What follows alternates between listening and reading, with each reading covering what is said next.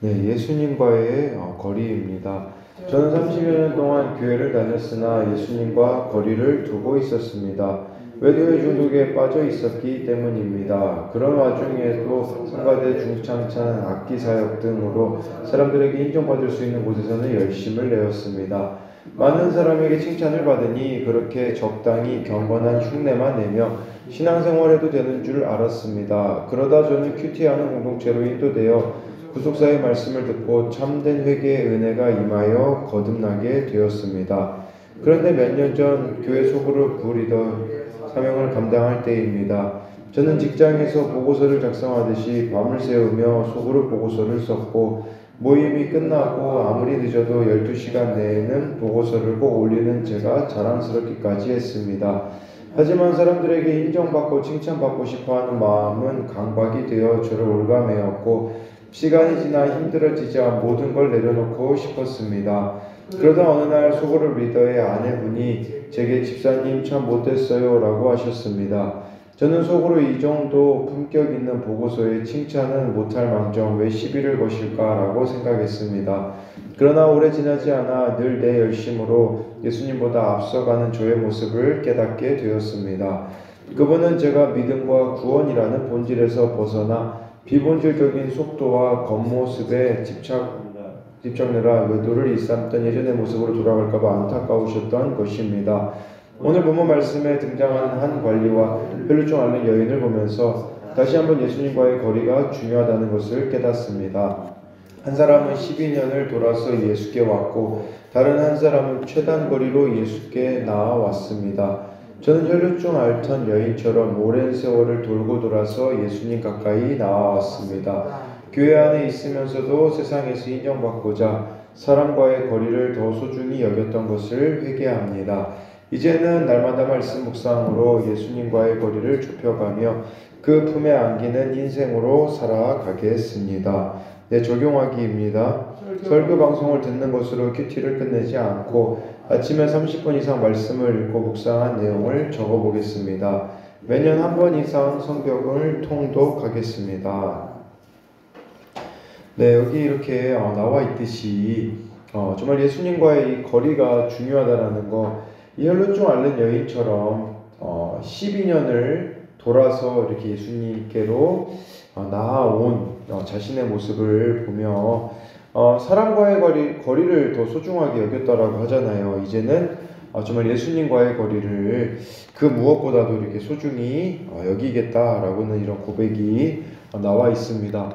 오늘은 마태복음 9장 18절부터 26절까지인데요. 18절에 예수께서 이 말씀을 하실 때에 한 관리가 와서 절하며 이르되 내 딸이 방금 죽었사오나 오셔서 그 몸에 손을 얹어 주소서 그러면 살아나겠나이다 하니 라고 해서요. 다른 복음서에는요 죽어가고 있다라고 나와 있는데 마태복음에는 죽었다고 나와 있습니다. 아무래도 이렇게 예수님께서 죽음을 이기실 수 있는 분임을 강조하기 위함이라고 볼 수도 있고요. 그리고 이 사람은 여기 마태복음에서는 한 관리라고 나오는데 다른 복음서에는요 회당장으로도 이렇게 나옵니다. 회당장이라는 것은요 그 당시 유대인들 사회에서 어느 정도 위치가 있었다라는 뜻이거든요. 회당을 관리하는 사람이었었기 때문에 유대 사회에서 무시할 수 없는 사람이었는데 이 지금 마태복음이 유대인들을 목적으로 지금 기록이 된 거잖아요.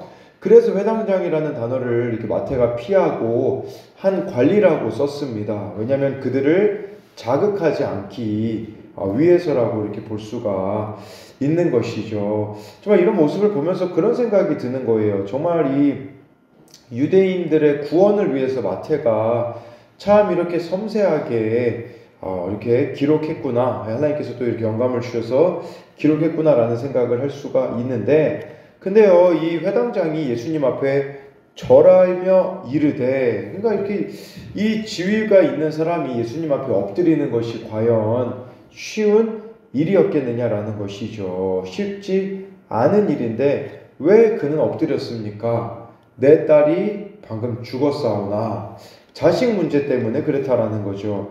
자식이 죽으니까 급해서 예수님을 이렇게 믿듯이 우리도 참 급해야 예수님을 찾고 믿는 것이 또 어쩔 수 없는 본성이라고 볼 수 있습니다. 자식 문제는 회당장도 예수님께 무릎을 꿇게 만드는 사건임을 이렇게 보여주고 있는 것이겠죠. 그래서 18절에 대한 적용 질문으로는 나를 엎드리게 하는 아픈 자녀나 문제아 자녀가 있습니까? 회당장과 같은 지위와 돈이 있어도 주님이 만져주셔야만 자녀가 살아나는 것을 믿고 있나요? 또 여기 나와 있는 적용 질문처럼 나를 예수님 앞에 엎드려 절하게 만드는 문제나 사람이 있습니까? 예수님만이 해결하실 수 있음을 믿나요? 라고 해가지고요. 이제 19절부터 21절까지 보면요. 예수께서 일어나 따라가심에 제자들도 가더니 12해 동안이나 혈루증 앓는 여자가 예수의 뒤로 와서 그 겉옷가를 만지니 21절에 이는 제 마음에 그 겉옷만 만져도 구원을 받겠다 함이라 라고 해가지고요. 이 여인은 12년 동안이나 혈루증을 앓았다라고 나와 있고요.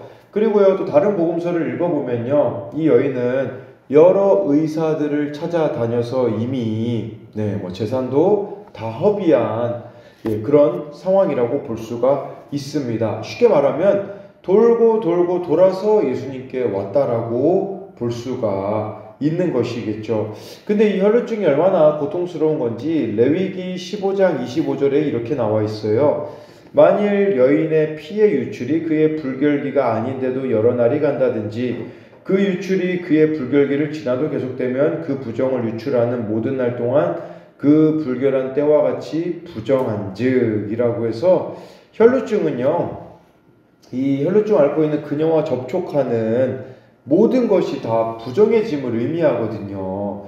그렇기 때문에 사실 이 여인이 누군가에게 접근해서 옷을 만진다라는 사실은 감히 시도조차도 할 수 없는 일이었다라는 겁니다. 그리고요, 이 지금 혈루증 앓는 여인은 12년 동안 피가 흘렀기 때문에 늘 생명의 위험을 안고 살아가야만 했다라는 것이겠죠. 근데 이게 얼마나 여자로서 또 수치스러운 병이었겠습니까? 그래서요, 19절부터 21절까지의 적용 질문으로는 기도 제목도 내놓기 힘든 수치의 고난이 있습니까? 누구에게도 보이기 어려운 수치의 고난 속에서도 예수님의 겉옷만 만져도 나으리라는 믿음이 나에게 있습니까? 22절에요. 예수께서 돌이켜 그를 보시며 이르시되 따라 안심하라 내 믿음이 너를 구원하였다 하시니 여자가 그 즉시 구원을 받으리라. 21절에 겉옷만 만져도 구원받을 수 있다라고 여인이 믿었잖아요. 근데 실제로 22절에 예수님께서는 내 믿음이 너를 구원하였다라고 이렇게 말씀해주고 있습니다. 마태는요, 병고침보다 중요한 게 구원이 익은 것을 알기에 이 구원이라는 단어가 병고침을 뜻하는 것뿐만 아니라 그 이상을 말하는 것이겠죠. 우리들에게 뭘 말해주는 거겠습니까? 어떤 사건들과 힘든 일들이 있어요. 그러나 예수님께 우리가 그것을 가지고 가면 구원의 사건이 될 수가 있다라는 거예요. 그냥 잘 먹고 잘 살고 병 낫고 문제 해결되고 이것만을 우리가 바라서는 안 된다라는 것이겠죠. 병 고침 받았는데 지옥 가면 무슨 소용이 있습니까? 그것이 다 구원과 연결되어져야 된다라는 것을 이렇게 말씀해 주는 것이라고 볼 수가 있는 것이겠죠. 네, 그래서 이 22절 말씀을 보면서도 또 한 가지 생각해 볼 수 있는 것은 무엇이냐면 지금 회당장의 딸을 고치러 가는 길이었었잖아요. 근데 이 혈루증 앓는 여인을 예수님이 먼저 살리신 부분도 생각해 볼 수 있어요. 이 지위와 능력을 갖춘 회당장이 엎드린 것도 얼마나 귀합니까? 그러나 엎드릴 수 없을 만큼 수치 가운데 있는 여인을 돌이켜서 예수님은 보셨다라는 것인데요. 22절에 대해서도 이 적용 질문으로는 병이 나아도 안심할 수 없는 인생에서 구원을 얻는 것만이 안심인 것을 알고 있습니까? 23절, 24절을 보면요. 예수께서 그 관리의 집에 가서 피리 부는 자들과 떠드는 무리를 보시고 24절에 이르시되 물러가라. 이 소녀가 죽은 것이 아니라 잔다 하시니 그들이 비웃더라 라고 해가지고요. 이미 죽었습니다. 이 아이는요. 왜냐하면 피리 부는 자, 떠드는 무리는 그 곡하는 사람들이거든요. 이미 장례식이 시작이 된 거죠. 그러니까 이 모습 자체가 소녀가 이 회당장, 이 관리의 딸이 죽었음을 말씀해주고 있는 거예요. 네, 근데 이 관리 입장에서 한번 생각해 보세요. 혈루증 앓는 여인, 이렇게 또 고치느라고 시간이 막 지체돼가지고 이렇게 더 마음 가운데 조급함이 관리 가운데도 있었을 수도 있다라는 거죠. 예수님이 함께 하고 계시지만 시간이 지체되니 예수님이 야속하게 느껴질 수도 있는 거예요. 근데 우리가 기억해야 되는 것은 때와 방법은 예수님께 있다라는 사실을 믿어야 합니다. 우리는 자꾸 우리의 때를 스스로가 정하고 우리의 방법을 스스로 정하기 때문에 이렇게 예수님을 참 이렇게 야속하게 느낄 때도 있다라는 것이죠. 또 한 가지는 내 사건에만 집중하느라 다른 사람에게는 관심이 없는 것이 또 우리의 모습일 수도 있다라는 것이에요. 내가 예수님을 온전히 신뢰하지 못하면요, 내 사건에만 집중합니다. 예수님이 내 기도 응답으로 따라가고 계시는데도 당장 문제 해결만 집중하니까 예수님을 이 24절 사람들처럼 비웃을 수가 있다라는 것입니다. 사람들이 보기에 이 소녀는 죽은 소녀였죠. 근데 예수님께서는 단지 자는 아이로 보시는 거예요. 뭘 말하는 거겠습니까? 네, 세상과 사람들의 관점이 아니라 예수님의 관점으로 바라보는 것이 중요하다라는 것이죠. 그래서 잠든 아이를 깨우시는 예수님은 절망에 빠진 나를 말씀으로 깨우신다라는 거예요. 그래서 나를 낙담하게 하는 세상의 말에 흔들리지 말고 이 부활의 능력을 가지신 예수님을 신뢰할 때 우리 가운데 있는 모든 절망이 소망으로, 죽음과 같은 사건이 생명으로 변화될 것을 믿어야 한다라는 것이겠죠. 그래서 이것에 대한 적용 질문으로는 내 기도에 주님이 지체하시는 것처럼 느껴질 때 나는 끝까지 신뢰하며 하나님의 때를 기다리나요? 아니면 내 사건 해결에만 집중하며 주님을 원망하나요? 또 한 가지는요, 모든 것이 끝났어, 어쩔 수 없어 하며 절망하는 일은 무엇이 있나요? 나를 낙담하게 하는 세상의 말보다 주의 말씀에 더 귀를 기울이나요? 25절에요. 무리를 내보낸 후에 예수께서 들어가사 소녀의 손을 잡으심에 일어나는지라 라고 해가지고요. 소녀의 손을 잡으셨습니다. 18절에도 이 회당장, 이 관리가 그 몸에 손을 얹어달라고 하잖아요. 그래서 예수님께서 손을 이렇게 잡아 주셔가지고 이 아이가 일어나게 되었다라고 말씀해 주고 있어요. 근데 중요한 것은 무리를 내보낸 후에, 이거 우리가 중요해요. 사람들의 말을 우리는 내보내야 됩니다. 세상사로 바라보는, 옳고 그름으로 바라보는 이 사람들의 그 모습을 내보내야 된다라는 거죠. 우리는 구속사로 다 봐야 되기 때문인데, 주님이 하신 일을 무시하고 비웃는 마음이 있다면 예수님은 기적을 베푸실 수가 없어요. 그러니까 주님을 신뢰하지 못하는 이 비웃음을 내보내야만 주님이 일하실 수 있다라는 것을 말씀해 주고 있고요. 또 한 가지는 예수님의 손 외에는 구원의 방편이 없다는 사실이에요. 예수님을 믿는 사람들은 이처럼 손을 붙잡아 주시는 예수님의 은혜로 우리가 구원을 받았잖아요. 그렇기 때문에 우리를 붙잡아 주시는 그 손길로 우리는 험한 인생을 견뎌낼 수가 있다라는 거죠. 그렇다면 교회는 무엇입니까? 교회는 예수님께서 손을 잡아 살려내신 공동체인 것이죠.